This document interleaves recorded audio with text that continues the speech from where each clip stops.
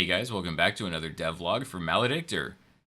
I figured I would mix things up a little bit here from the usual talking head stuff and show you guys the editor a little bit and let you guys just stare at that for a little while. And it'll let me give you guys some real-time examples of what I'm talking about if it's something that I feel like I can show. But otherwise, it should be about the same. And in keeping with tradition, let's go ahead with our first bullet here. More sprites. Always more sprites. Just need an infinite supply of them.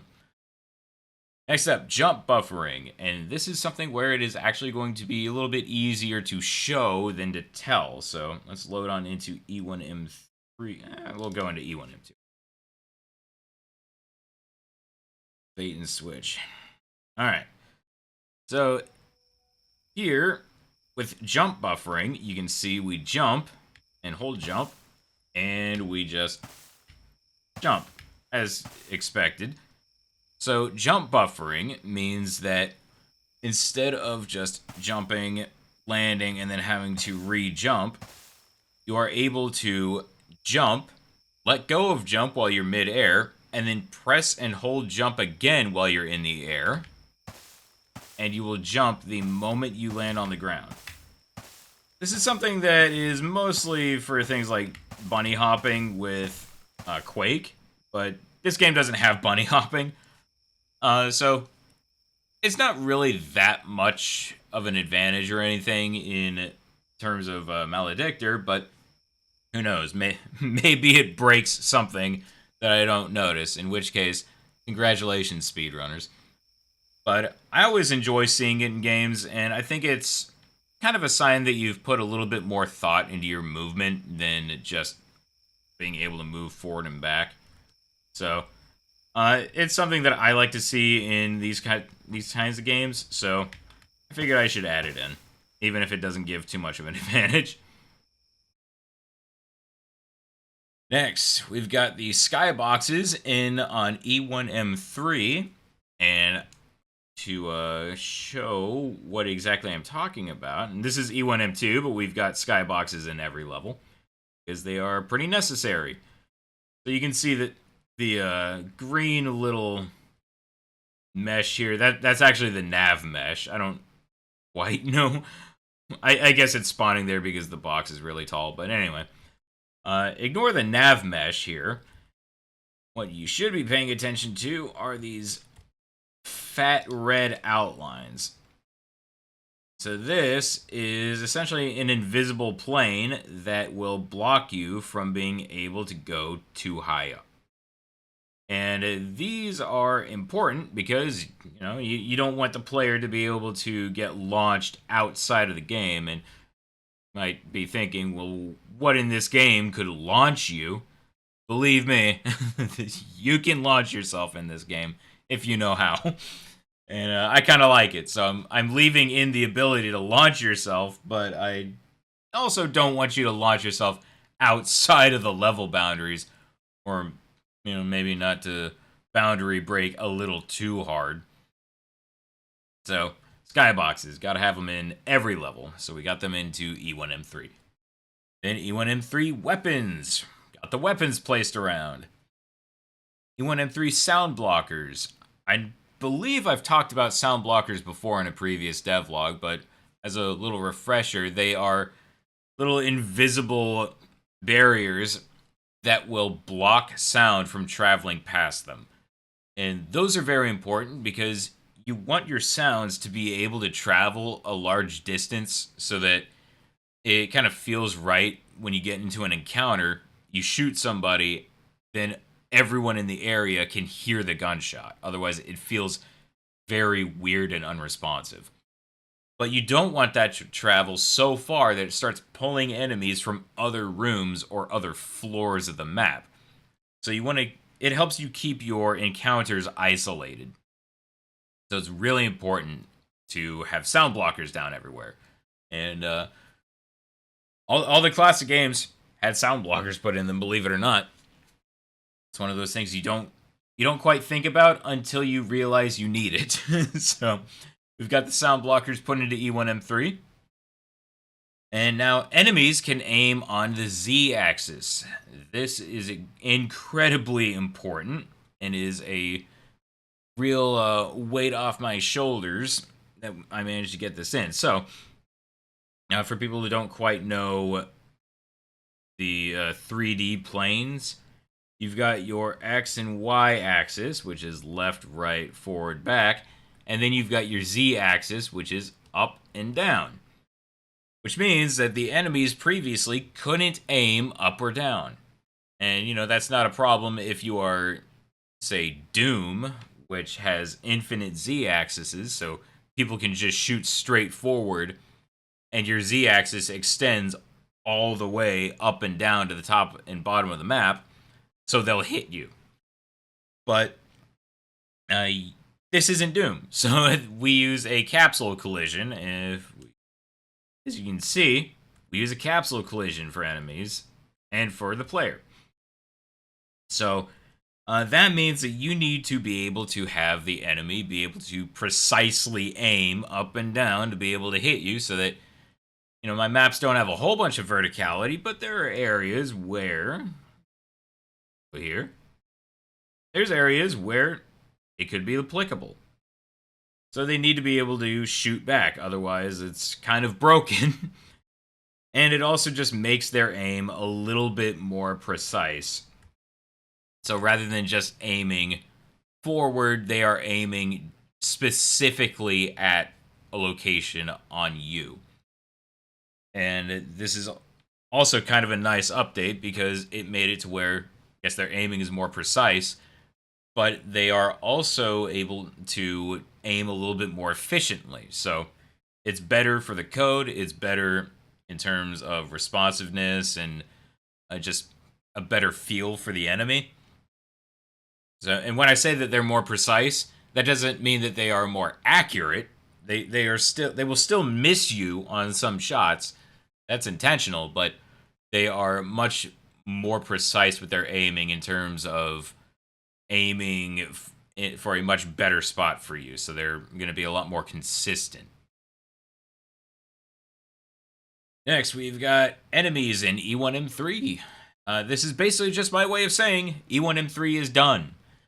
I will probably go back in and change things with it here and there, as I'm going to probably be doing with E1M1 and E1M2, just as I get more sprites and more systems put into the game, then go back and update the previous maps. But for now, I could throw E1M3 over to my alpha testers, and I would feel at least decently confident about it.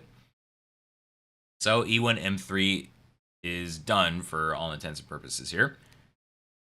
Next, tweaked Molotov throw. So one of the things with the Molotov throw was, so the way that you can get Molotovs in the game, and the way that you throw them, you click and hold to build up power to throw them. And they work a lot like the dynamite from Blood. Now, one of the problems that I was running into was that it felt like they charged a little too fast. And they were just a little, maybe not too easy, but they weren't exactly quite as nuanced as I liked. So what I did was I made them charge slower, but I also increased their max power. So you are now able to get a farther throw out of it, but it takes longer to charge. And that also has the nice benefit of making it a little bit more consistent. So that way the timing is a little bit easier to get specifically because it charges slower. Next, we've got fixed and burning enemy light. So one of the things that would happen was when enemies would get set on fire, they would, they run around on fire and then will eventually drop. And when they're on fire, they have a light that is emitting an orange light from the fire.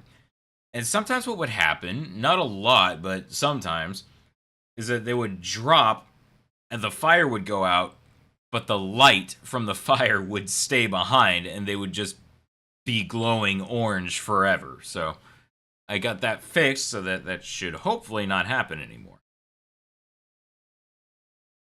Next, increased enemy sight radius. That one, that sounds sounds bad for the player, but it's actually uh, it does make the enemies a little bit more aware. It makes them technically a little bit more difficult, but it's nice overall for everybody because it makes them feel much more responsive. I gave them what I thought was a very realistic field of view. But the problem is that they felt kind of oblivious. And it might just be an expectation from other games that, you walk within a certain angle from behind of an enemy. It just, I would get a feeling that enemies should be able to see me, but they weren't able to. So I extended it out, and now they can see more, but they feel so much more responsive now. So they feel much, much better. And E1M4 drafting. That includes a map of the area, a map of the map. I don't know. A map of the layout of the level. And as you can see in my levels folder, we've got E1M4. Just started out. We got to go to unlit here because don't have lights yet. But this is where we're at so far. So very simple.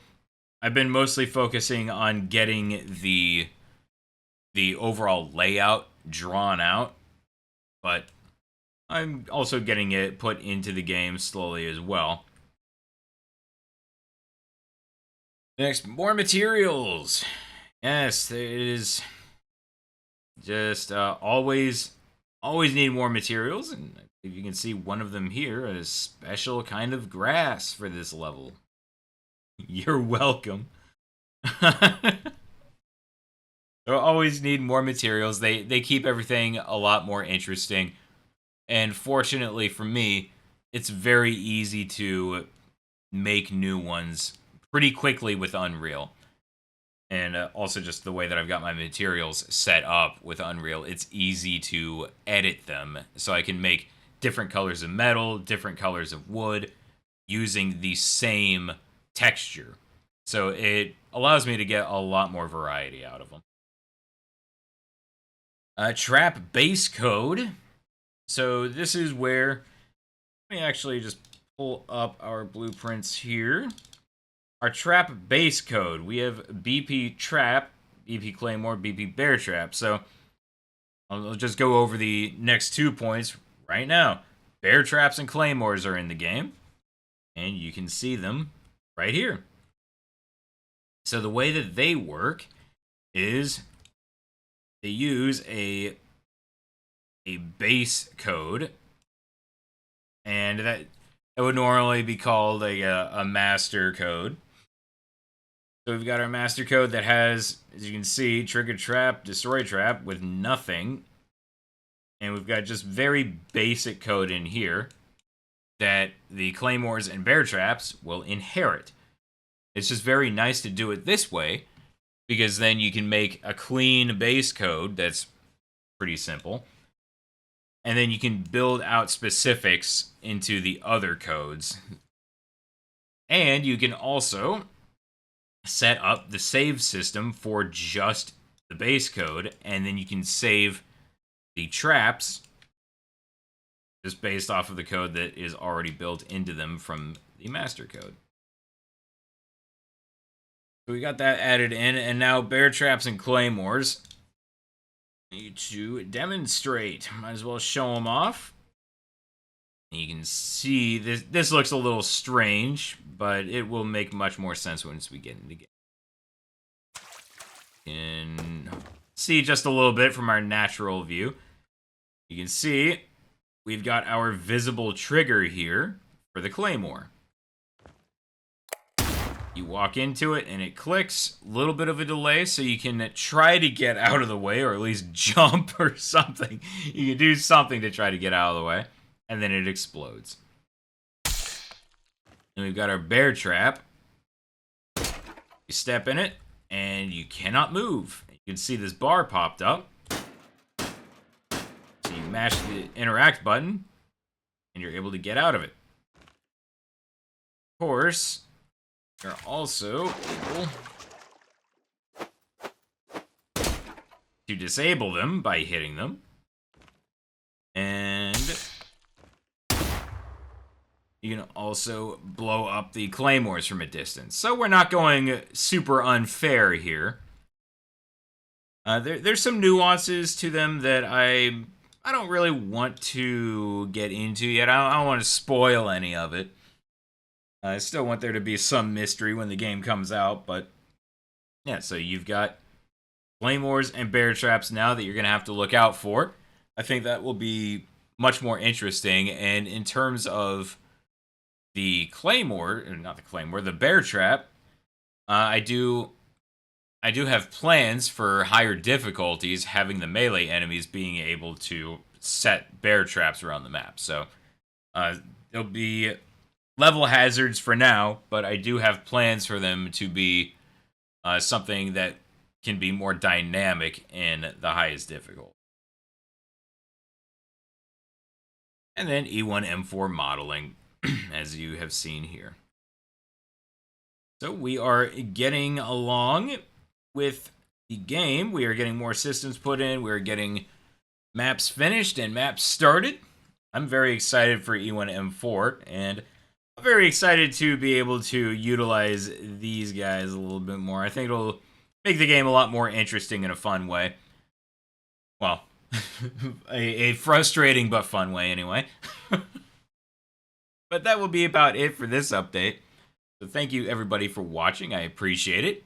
I will see you guys next month. We will see how far E1M4 comes then. Thanks a lot, everyone. Have a good one.